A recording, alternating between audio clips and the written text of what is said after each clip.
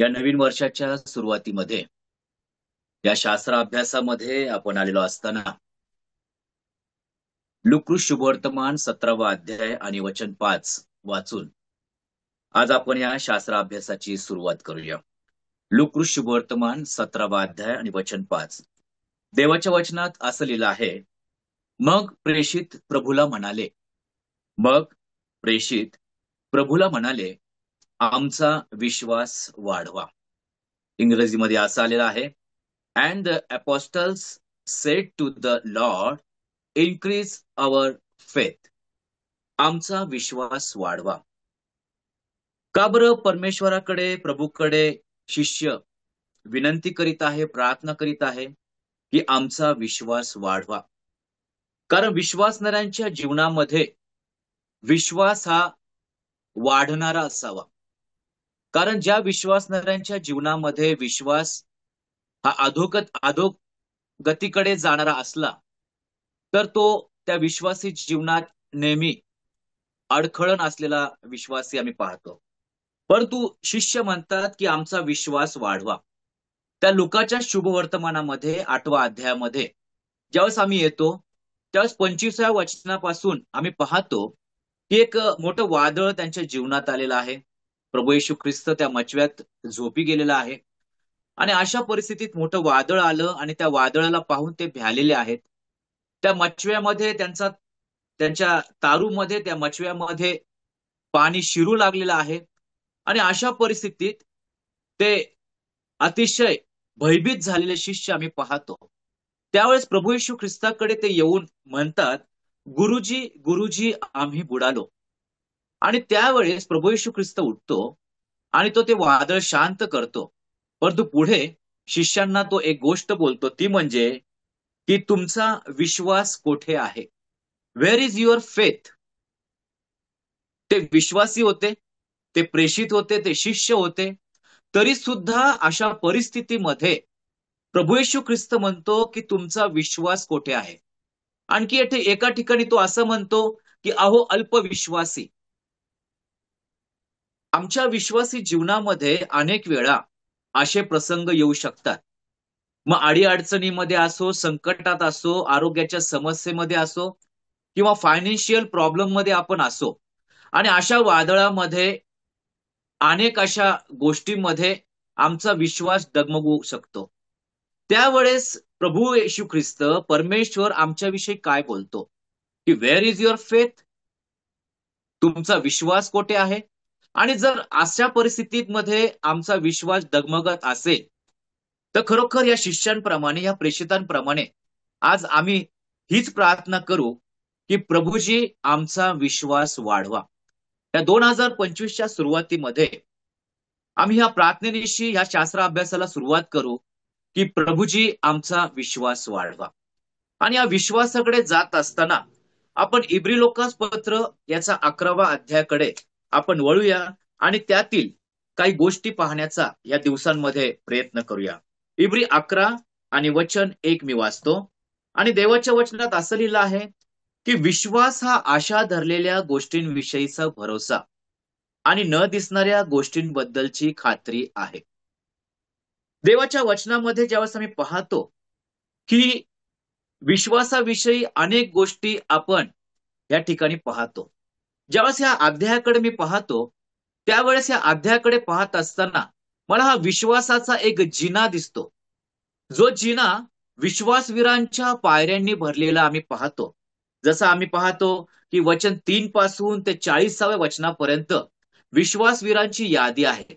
आणि ह्या जिन्यावर असलेल्या ह्या विश्वासवीरांच्या पायऱ्या एक एक करत आपण ज्यावेळेस वर चढतो त्यावेळेस इब्री लोकासपत्र 12वा अध्याय आणि वचन 2 मध्ये तो विश्वासाचा उत्पादक प्रभू येशू ख्रिस्त आम्हाला दिसतो, त्याचं दर्शन आम्हाला दिसतं. आणि ह्या दिवसांमध्ये प्रभूकडे एकच प्रार्थना करू की हा विश्वासाचा जिना आम्ही पाहू आणि या विश्वासाच्या जिनावर चढत चढत त्या विश्वासाचा उत्पादक जो पूर्ण करणारा प्रभू येशू ख्रिस्त आहे त्याचं दर्शन आम्हाला व्हावं, ही प्रार्थना आमची असावी. आणि देवाच्या वचनात हा लेखक लिहितो की इब्री 11 मध्ये आणि वचन 1, विश्वास हा आशा धरलेल्या गोष्टींविषयीचा भरोसा आणि न दिसणाऱ्या गोष्टींबद्दलची खात्री आहे. या वचनामध्ये विश्वास हा स्पष्ट करून सांगितलेला आहे. खऱ्या अर्थाने ह्या विश्वासाची व्याख्या नाही, तर विश्वासाचं स्पष्टीकरण आम्हाला या ठिकाणी दिसतं. मग विश्वास म्हणजे काय? ज्यावेळेस या प्रश्नाकडे आम्ही वळतो, त्यावेळेस आम्हाला 3 गोष्टी यातील प्रामुख्याने या वचनातून बाहेर काढून या 3 गोष्टींवर मनन करणं अतिशय महत्वाचं आहे. पहिली गोष्ट म्हणजे आशा धरलेल्या गोष्टी. वचन 1 मध्ये सुरुवातीला जो आहे, आशा धरलेल्या गोष्टी. दुसरी गोष्ट आम्हाला दिसते, न दिसणाऱ्या गोष्टी. न दिसणाऱ्या गोष्टी गोष्ट आम्हाला दिसते किंवा खात्री.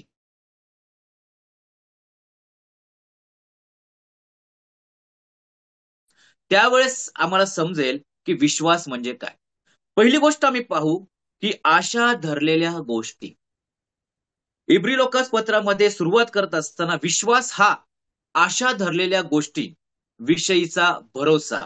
आणि इयोबाच्या पुस्तकात ज्यावेळेस 17वा अध्याय आणि वचन 15 मध्ये येतो, इयोब 17वा अध्याय आणि वचन 15 मध्ये इयोब भयंकर परिस्थितीमधून जात असताना त्याच्या मुखातून जे शब्द आले ते म्हणजे, तर आता मला आशा राहिली आहे कोठे?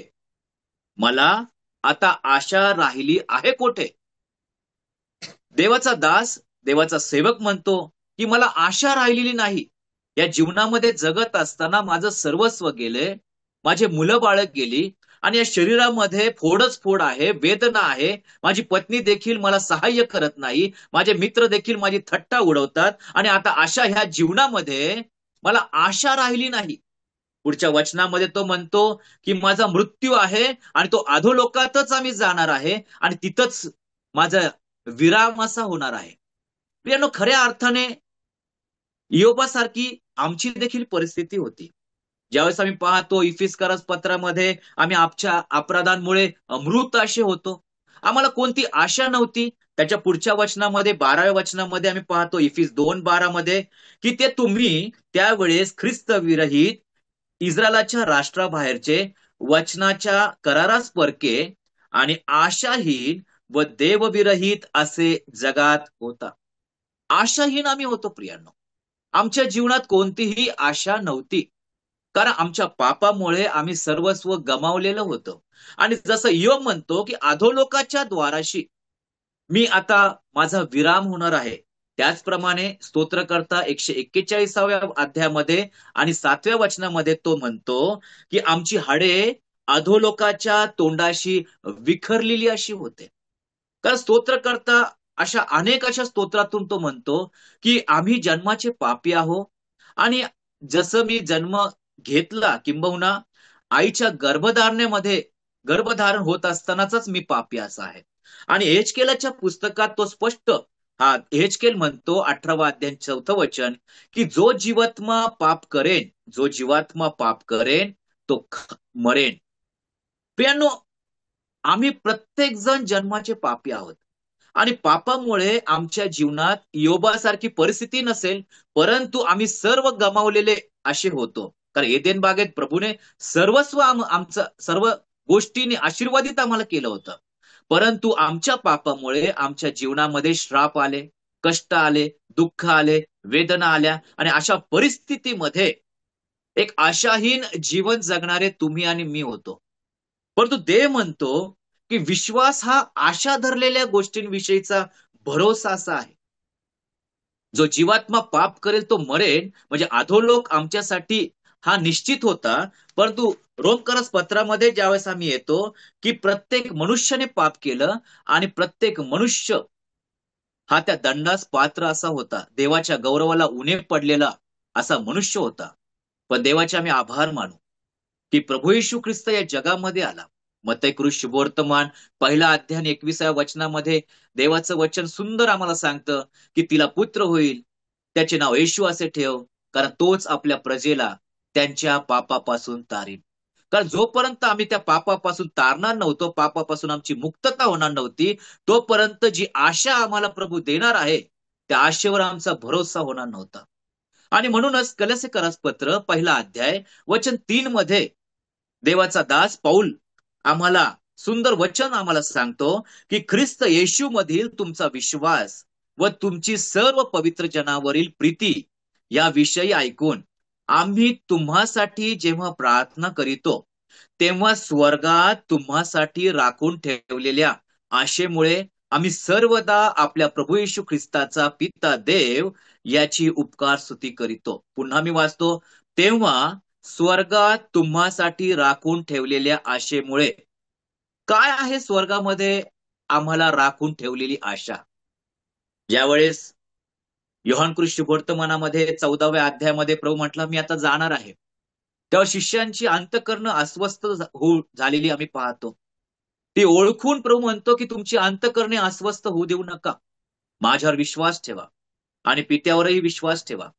आणि त्या ठिकाणी देवाच्या वचनात असलेलं आहे योहान 14:2 मध्ये की माझ्या पित्याच्या घरात राहण्याच्या जागा पुष्कळ आहेत, नसत्या तर मी तुम्हाला तसं सांगितले असते. मी तुम्हासाठी जागा तयार करावयास जातो. प्रियनो, तुम्हाला आणि मला एक आशा आहे की स्वर्गामध्ये मला एक जागा आहे. या जगामध्ये आम्ही जगत असताना अनेकांच्या जागा असतील गावामध्ये, शहराबाहेर, आणि आम्ही रोज त्या जागेकडे जात नाही प्रियानो, की जागा कशी आहे, काय आहे. किंबहुना कुणी कुणी ती जागा पाहिली देखील नसेल, परंतु त्यांच्याकडे एक 7-12 म्हणून कागदचा तुकडा असतो. त्या कागदाच्या आधारावर त्यांना विश्वास असतो की माझी एक जागा आहे. प्रियनो, पवित्र शास्त्र जे आम्हाला दिलेलं आहे त्याच्या वचनावर ज्यावेळेस आमचा विश्वास बसतो त्यावेळेस आशा धरलेल्या गोष्टी ज्या आहेत, त्या आशा ठेवलेल्या गोष्टी त्या प्रभू येशू ख्रिस्ताच्या द्वारे ते पूर्णत्वास येतात. आणि म्हणून पाऊल म्हणतो, स्वर्गात तुम्हासाठी राखून ठेवलेल्या आशा म्हणजे ती स्वर्गीय जागा आहे. प्रियनो, प्रभू आम्हाला सांगत आहे की ज्यावेळेस इब्री लोकास पत्रामध्ये म्हणतो, आशा धरलेल्या गोष्टी, आम्हाला जे आशाहीन होतो ते प्रभू येशू ख्रिस्तामध्ये आम्ही ज्या आशेला अनुसरून जीवन जगतो, ती जागा म्हणजे स्वर्गीय जागा, त्याच्यावर आमचा विश्वास बसतो प्रियांनो. आणि म्हणून त्या जागेविषयी मला आणि तुम्हाला आशा आहे. दुसरा मुद्दा आम्हाला त्या ठिकाणी दिसतो की न दिसणाऱ्या गोष्टी. आणि न दिसणाऱ्या गोष्टींविषयी जर आम्ही पाहिलं तर अनेक अशा गोष्टी विश्वासणाऱ्यांच्या जीवनात त्या न दिसणाऱ्या आहेत. म्हणजे काय? की सार्वकालिक जीवन असो, जीवनाचा मुकुट असो, किंवा अनेक असे आशीर्वाद आहे की अजूनही आम्ही ते पाहिलेले नाहीत, ते अनुभवत आहोत आपण. परंतु सर्वात मोठी गोष्ट न दिसणाऱ्या गोष्टींमध्ये प्रथम क्रमांक जर आहे तर ती म्हणजे 2 कोरिंथ 4 अध्याय 18 वचन. त्या ठिकाणी देवाचा दास म्हणतो, आम्ही दृश्य गोष्टींकडे नाही तर अदृश्य गोष्टींकडे लक्ष लावतो, कारण दृश्य गोष्टी क्षणिक आहेत. दृश्य गोष्टी क्षणिक आहेत, पण अदृश्य गोष्टी ह्या सार्वकालिक आहेत. मग सार्वकालिक कोण? सनातन कोण? जो आदी आणि अंत आहे तो परमेश्वर, तो न दिसणाऱ्या गोष्टींमध्ये, अदृश्य जो गोष्टींमध्ये प्रथम क्रमांकाला आहे. आणि म्हणून तिमोथेला पत्र लिहिता असताना 1 तिमोथी आणि त्याच्या 1 अध्याय आणि 17 वचनामध्ये, जो सनातन, जो अविनाशी, जो अदृश्य राजा, असा एकच देव, त्याला सन्मान व गौरव युगानयुग असो, आमेन. तो राजा जो आहे तो अदृश्य आहे आमचा प्रियांनो. आणि जो राजा जो अदृश्य आहे तो स्वर्गामध्ये तुमच्या आणि माझ्यासाठी जागा तयार करत आहे. आणि त्याच्यावर माझा भरोसा आहे, कारण तो जरी न दिसणारा राजा आहे, परंतु माझा विश्वास आहे की तो माझ्यासाठी जागा तयार करतो. आणि स्तोत्रकर्ता 62व्या अध्यायामध्ये वचन 5 मध्ये म्हणतो, हे माझ्या जीवा, तू केवळ देवावर भिस्त टाकून स्वस्थ राहा. आम्हाला देखील प्रभू म्हणतो की तू केवळ देवावर भिस्त टाकून स्वस्थ राहा, कारण आशापूर्ती करणारा तो आहे. आशापूर्ती करणारा तो अदृश्य असा देव आहे, कारण तो सार्वकालिक आहे. कारण दृश्य गोष्टी या क्षणिक आहे असं पवित्र आत्म्याने म्हणतो. आणि तो अनुभव तुमचा आणि माझा हा असणारच की जो अदृश्य असा जो राजा आहे, जो सनातन आहे, जो सन्मानास पात्र आहे, तो सार्वकालिक आहे, तो आशापूर्ती करणारा देव आहे. आणि म्हणूनच त्याने ह्या जगामध्ये जन्म घेतला, जी आशापूर्ती करण्यासाठी. कारण जे आशाहीन होते, आमचा भरोसा हा गेलेला होता, आमच्या जीवनात श्राप होते, कष्ट होते, म्हणून आम्ही देवापासून दूर दूर जात होतो. परंतु हा आशापूर्ती करणारा देव आमच्यामध्ये आला आणि आमचा भरोसा तो देवावर आलेला आहे. आणि न दिसणाऱ्या गोष्टी तो राजाविषयी आम्ही पाहतो. तिसरी गोष्ट आम्हाला त्या ठिकाणी दिसते की भरोसा किंवा खात्री. आता भरोसा आणि खात्री हा एकच शब्द आहे, नाण्याच्या दोन बाजू आहे. म्हणजे काय? खात्री ही अनुभवावर अवलंबून असते प्रियांनो. अनुभव काय आहे? अनुभव पहिल्या दोन गोष्टीमध्ये जे बघितलं आम्ही की भरोसा आणि न दिसणाऱ्या गोष्टी, त्याच्यामध्ये देव आणि देवाचं कार्य आम्हाला दिसतं. जसं प्रभू म्हटला की मी जातो आणि मी जागा तयार करतो, त्या ठिकाणी देवाचं कार्य आम्हाला दिसतं. आजही प्रभू येशू ख्रिस्त ते जागा तयार करत आहे आणि ज्यावेळेस जागा तयार करेल त्यावेळेस तो आम्हाला घ्यावायस येणार आहे. आणि दुसरी गोष्ट आम्ही पाहिली की न दिसणारी गोष्ट म्हणजे तो देव, म्हणजे देव आणि देवाचं कार्य यावर अवलंबून अशी ती खात्री आम्हाला त्या ठिकाणी दिसते. आणि खात्री अनुभवावर अवलंबून असते प्रियान. अनुभव.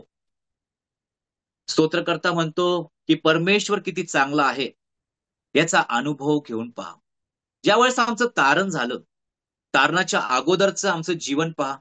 मागं वळून जर आम्ही पाहिलं की आम्ही कशा कशामध्ये होतो, परंतु ज्यावेळेस त्या परमेश्वराचा अनुभव घेतला त्यावेळेस किती पवित्र जनांची संगती, पवित्र वचनांमध्ये पवित्र देवाच्या सहवासात किती आनंद आहे तो आम्हाला दिसतो. म्हणून पौल म्हणतो की सर्वदा प्रभूमध्ये आनंद करा, कारण त्या प्रभूने तुमच्या आणि माझ्या अंतःकरणात वस्ती केलेली आहे. आणि म्हणून ज्यावेळेस हा अनुभव आमच्या जीवनात येतो त्यावेळेस खात्री ही मजबूत होते.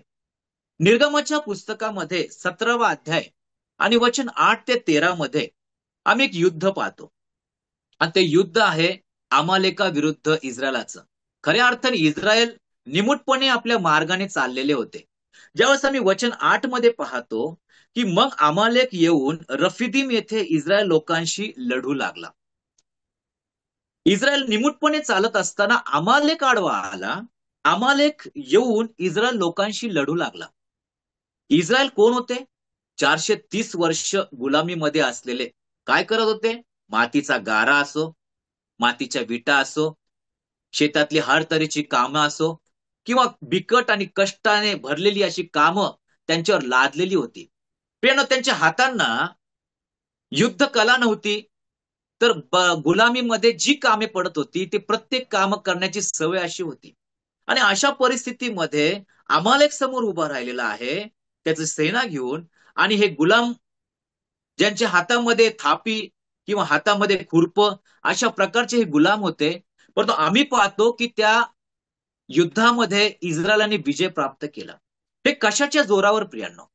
ज्यावेळेस अमालेक उभा राहिला होता त्यावेळेस मोशे असो, यहोशुवा असो, हूर असो किंवा अहरोन असो, यांना खात्री होती की या युद्धामध्ये आमचा प्रभू आम्हाला विजय प्राप्त करून देणार आहे. मग खात्री कशावर होती अवलंबून? खात्री देवाच्या महान अशा अद्भुत कार्यांवर अवलंबून होते. ती महान कार्य कशी होती?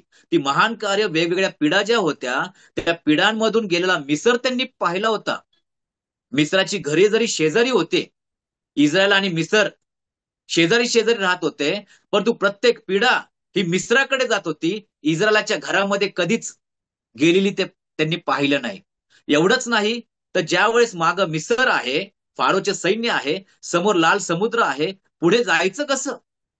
त्यावेळेस तो अनुभव पाहिला त्यांनी की ते कोरड्या भूमीवरून चालले आणि त्या अनुभवातून जात असताना प्रियांनो, त्या पाण्याच्या भिंती त्यांच्या बाजूला होत्या, डावीकड आणि उजवीकड.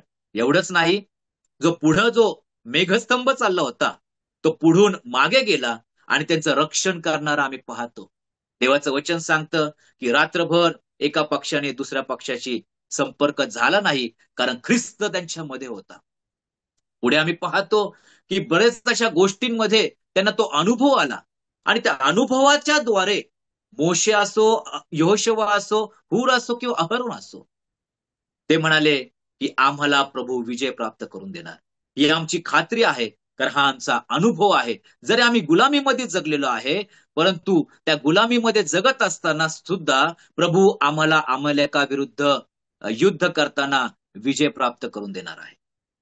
प्रियांनो, खात्री आज या जगामध्ये जगत असताना असे अनेक युद्ध तुमच्या आणि माझ्या समोर आहेत.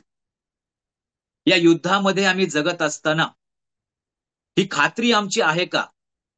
हा अनुभव आमचा आहे का की आम्हाला त्याच्यामध्ये विजय प्राप्त होणार आहे?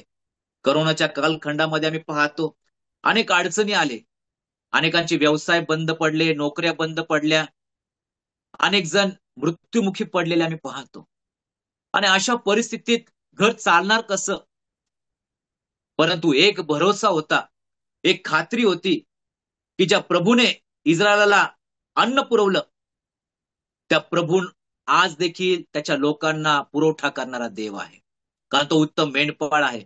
तो आमची काळजी घेतो. तो आम्हाला हिरव्यागार कुरणात बसवतो. तो आम्हाला शांत पाण्याजवळ नेतो. तो आमचा जीव ताजातवाना करीतो. तो विसावा देणारा देव आहे. हे कशावरून कळतं? त्या अनुभवातून आम्हाला कळतं.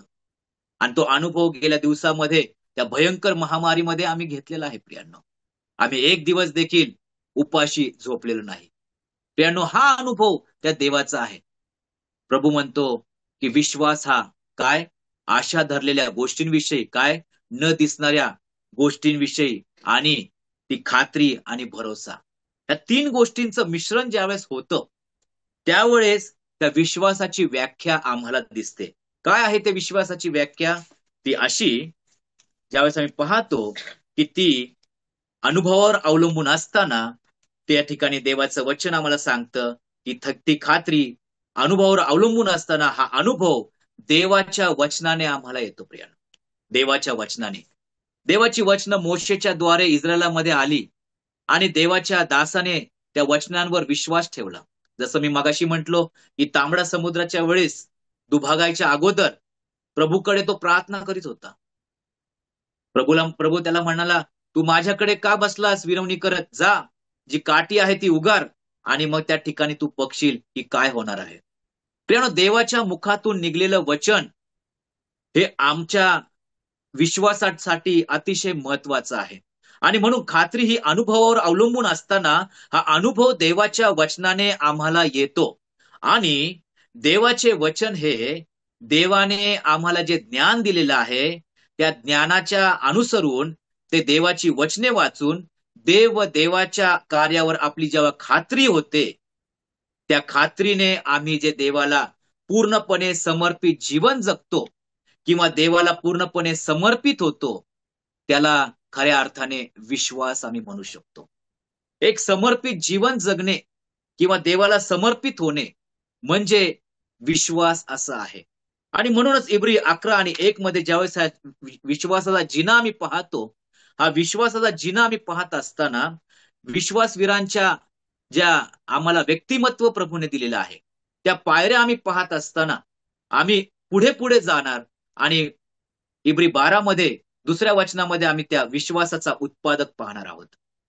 येणाऱ्या दिवसात प्रभूने जर कृपा पुरवली तर येणाऱ्या 17 मध्ये आम्ही त्या विश्वासवीराच्या यादीतील जे पहिल्या क्रमांकाचं नाव आहे हबेल, त्याच्याविषयी पाहण्याचा प्रयत्न करू. परंतु आज आम्ही एक गोष्ट शिकलो की जे इब्री 11 आणि 1 जे आहे विश्वासाचं स्पष्टीकरण, ते स्पष्टीकरण आम्हाला विश्वासाच्या व्याख्येपर्यंत नेतं. काय? की विश्वास हा देवाच्या वचनाने आम्हाला येतो, आणि जो अनुभव देवाने त्या वचनाच्या द्वारे आम्हाला दिलेला आहे, ती वचने जे पवित्र शास्त्रामध्ये आम्ही ज्यावेळेस वाचतो आणि जे ज्ञान प्रभूने दिलेलं आहे ते वाचून त्या वचनांवर आम्हाला भरोसा येतो, खात्री येते. आणि त्या खात्रीने आम्ही ज्यावेळेस देवाला पूर्णपणे समर्पित होतो, ते खऱ्या अर्थाने विश्वासणाऱ्यांचा विश्वास असू शकतो. आज एकच प्रार्थना करू प्रेषितांसारखं, शिष्यांसारखी, की प्रभूजी आमचा विश्वास वाढवा. आणि येणाऱ्या दिवसात प्रभू निश्चित या प्रार्थनेकडे लक्ष देईल आणि आमचा विश्वास वाढवेल. आणि त्या विश्वासवीरांसारखं आम्ही देखील त्या विश्वासामध्ये पुढे जाऊ आणि देवाला गौरव देऊ. प्रभूची इच्छा असेल तर पुढच्या सत्रामध्ये पुढील गोष्टी पाहण्याचा आपण प्रयत्न करू. धन्यवाद.